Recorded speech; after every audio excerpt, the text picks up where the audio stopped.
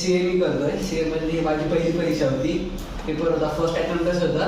त्याच्यामध्ये मी क्लिअर झालो आणि त्याच्या मागे खूप सारं कष्ट होतं. सरांची सुद्धा मेहनत होती, मॅडमची सुद्धा मेहनत होती. आणि ह्याच हॉलमध्ये बसायचो मी स्टडी करताना. काय नाही, फक्त एकच ध्येय ठेवलं होतं की आपल्याला मम्मी पप्पांना काहीतरी चांगलं करून दाखवायचे. आता ही तर पहिली स्टेप आहे. अजून ह्याच्या पुढे आम्हाला अजून खूप छान अभ्यास करायचा आहे. तर ते सुद्धा झालं आणि पहिली स्टेप माझी एकदम छान प्रकारे म्हणजे क्लिअर झालं. फर्स्ट अटेम्प्टमध्ये क्लिअर झालं. ते खूप भारी झालं. आणि तुम्हाला पण एक म्हणजे सांगायचं की कष्ट करत जावा. कष्ट केल्यानंतर तुम्हाला फळ नक्की मिळणार. आणि कष्ट करायला कधीच आपण हे करायचं नाही. म्हणजे त्याच्यामध्ये कुठलीच आणि ते मेन म्हणजे रिझल्टचं मला टेन्शन नव्हतं. पप्पांच्या वाढदिवसाच्या दिवशी माझा रिझल्ट होता. मला ह्याचं जास्त टेन्शन होतं. सो त्यांना एक खूप चांगलं गिफ्ट माझ्याजवळ मिळालं असं मला वाटतंय. आणि गिफ्ट मिळालं सर माझ्या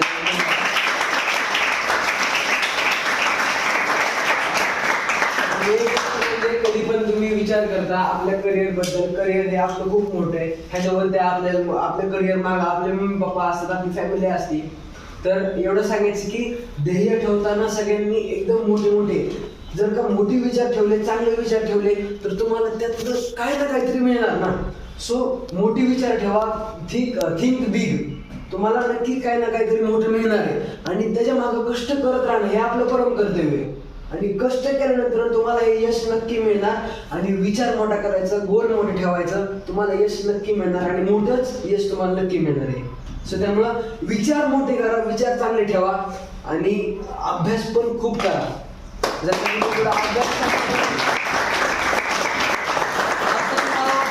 इंस्टाग्राम, फेसबुक किंवा जे यूट्यूब जे आहे ते आता आहे मोहमाया. ती सगळी ती मोहमाया आहे, वापरायची आपल्याला. पण त्याच्यापेक्षा पण आपल्याला आपला अगोदर अभ्यास पक्का झाला पाहिजे. अभ्यास जर का आपण चांगला असेल तर पुढं आपल्या आयुष्यात आपल्या मम्मी पप्पांना सुद्धा प्राऊड फील होतं.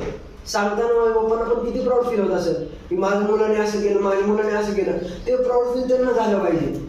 ते आपल्यासाठी किती कष्ट करतात का नाही. त्यांना आपण काहीतरी चांगलं करून दाखवायचं. ते तरी आता किती कष्ट करतात. आपण तर काय नाही, आपल्याला नुसतं बसून तर नुसतं डोकं चालवायचंय. त्यात ते किती कष्ट करतात. सो त्याच्यासाठी आपण काय ना काय केलंच पाहिजे ना.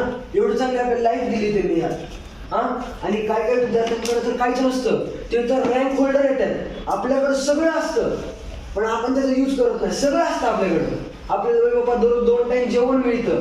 ते एक लई मोठी गोष्ट आपल्याकडे आहे ती. So think big. विचार चांगला करा, अभ्यास चांगला करा. आणि अभ्यास सोडू नका अजिबात. 10वी झाली, 12वी झाली, अभ्यास अजिबात सोडायचा नाही. अभ्यास आहे तर तुमचं पुढचं लाईफ एकदम भारी जाणार आहे. कुठल्या पण प्रसंगी तुम्हाला अभ्यासाच मदत करणार आहे. ओके.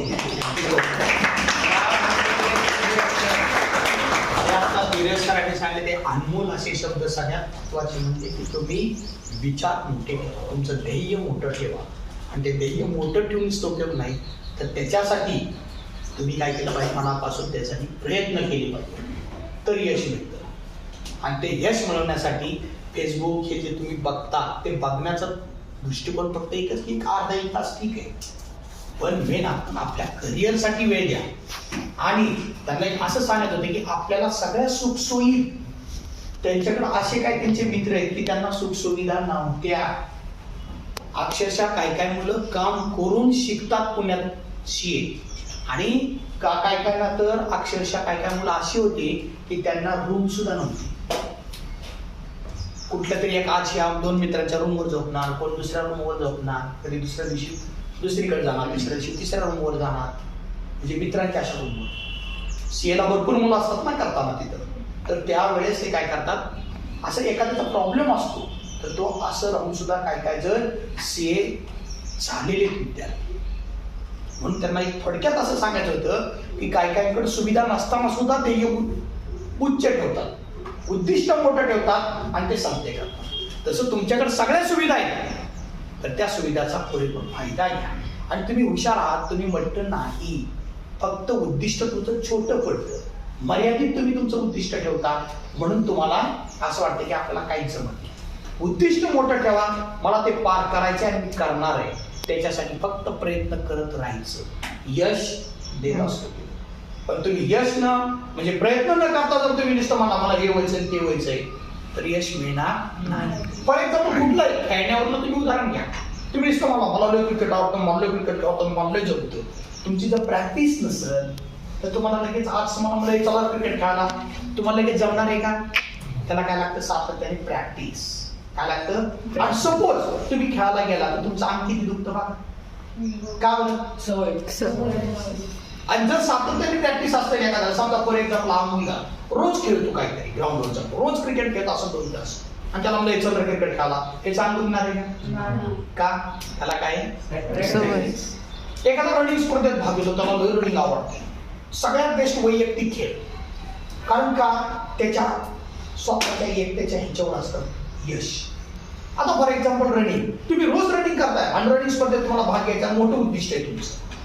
नुसतं रनिंग रोज करत गेला त्याला महत्व नाहीये. तुम्ही आज किती मिनिटात किती अंतर पार केलं हे तुमच्याकडे नोंद पाहिजे रोजच्या रोज. तुमच्याकडे मोबाईलवर सगळ्या सुविधा आहेत. तुम्ही किती मिनिटात पळाला, किती मिनिटात, किती सेकंद सगळं येतं तुम्हाला.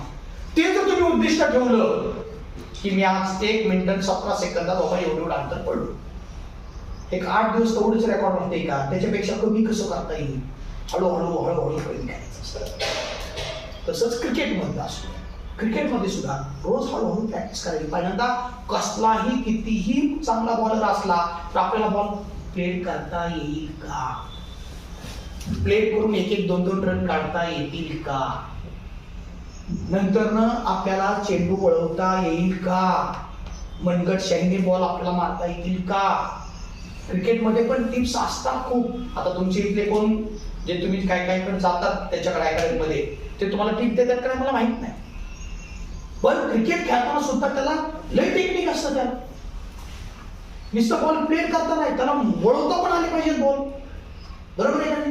कोण 2 फिल्डरच्या मधनं कशी आपण गॅप मधून आपण कसा चेंडू पार केला पाहिजे त्याचे टेक्निक पाहिजे. कॅच घेण्याचं पण एक टेक्निक असतं. म्हणजे ह्याला जे टेक्निक असतं ते टेक्निक तसं अभ्यासाचं नेमकं काय आहे तर अभ्यासाचं टेक्निक असं असतं. लक्षात ठेवा कायमस्वरूपी. आता हा सीए करतोय, मला मी थोडक्यात त्याचा अभ्यासाचं बघितलं स्वरूप, तर प्रत्येक ठिकाणी 50% अभ्यासक्रम फार सिंपल असतो. पण ते काय करतात तुम्ही 50% अभ्यासक्रम आपण दुर्लक्ष करतात काय जर, तर दुसऱ्याच 50%ला जास्त घासत बसतात का? ते बी झालं पाहिजे, ते बी झालं पाहिजे, ते बी झालं पाहिजे. सरांनी 100 प्रश्न गणिताचे आले. किती प्रश्न आले? 100. आणि 100च्या 100 सोडवले 100 मार्क. एक चुकला की त्याचा परत पाऊण मार्क लेस दॅन मार्क असतात त्यापासून. निगेटिव्ह सगळे ऑब्जेक्टिव्ह असतात गणिताचे. ते सॉल्व्ह करून त्यांना आणि सॉल्व्ह करायचं म्हणजे अख्खं पेज भरून काय एक्झाम्पल असतात ते सॉल्व्ह करायचं कच्चं आणि मग त्याचा योग्य पर्याय निवडून टिक मार्क करायचं असतं. मग ह्यांनी काय केलं सरांनी किंवा फक्त पण आम्हाला वाटते 47-48 फक्त प्रश्न सोडवले आणि त्याला 40ला पास असतं. ह्या सीए मध्ये अवघड कसं असतं, एक 4 सब्जेक्ट असतात. 4 सब्जेक्टची टोटल 200 व्हावं लागते आणि 200 होऊन बी दिसतो उपयोग नाही तर त्या प्रत्येक विषयाला 40च्या वर मार्क पाहिजे. समजा टोटल झाली 263 आणि गणिताला पडले 39 मार्क, तरी सुद्धा नापास. एकही विषय नाही पास, सगळे विषयात नापास. त्यांना असं नसतं की एक विषय गेला मग परत एकच विषय द्यायचा, असं नसतं. एक जरी विषय गेला तर पुन्हा 4 विषय द्यावा लागतात. आलं लक्षात? आता 39 मार्क पडल्यात आणि टोटल 263 आहे तर त्या 263 मार्क उपयोग आहे का? कारण काय याला 39 पडली, परत 40 सब्जेक्टचा अभ्यास करावा. म्हणून सीएचा निकाल हा फार कमी लागतो. लक्षात ठेवा. म्हणून लक्षात ठेवा सगळ्यांनी की प्रत्येकाने करिअर करताना कुठेही आपण कमी राहणार. आता यांनी कॉन्फिडन्स लोक आल्यानंतर मला सांगितलं की मला नंतरचा पेपर मी फक्त एवढ्याच मार्क सोडवणार. मला जरा थोडीशी छाती म्हणजे असं वाटतं की काय होईल, पण मी जे सोडवलंय ते परफेक्ट सोडवलंय आणि गॅरंटेड सोडवलंय. हे जे वाक्य होतं त्याच्यात मला तुझं 100% यश. कारण का? कॉन्फिडन्स. मी 48 सोडवले, 48 मध्ये माझी कमीत कमी 40-42 बरोबर येणार. हा जो कॉन्फिडन्स होता तो कॉन्फिडन्स त्यांनी बरोबर 40च मार्क गणिताला पडले. बाकीचे विषय चांगले पडले पण गणिताला 40च पडले. जर 39 पडले असते तर सरांना अपयश आलं. म्हणून लक्षात ठेवा कॉन्फिडन्स फार महत्वाचा असतो. तुम्ही किती सोडवले तरी तर त्याला महत्व नाही. एखादा तो काही मुलांना बघा 80 90 प्रश्न सोडवले आणि ते गणितात नापास. काय होतं बाई 80-90 सोडवले 0 तुम्ही परफेक्ट किती सोडवले त्याला लिहून. तरी हे ज्यावेळेस तुम्ही नीट CET देता ना परीक्षा त्याचं पण असंच असतं. म्हणून इथून पुढे लक्षात ठेवा यश 100% मिळत असतं.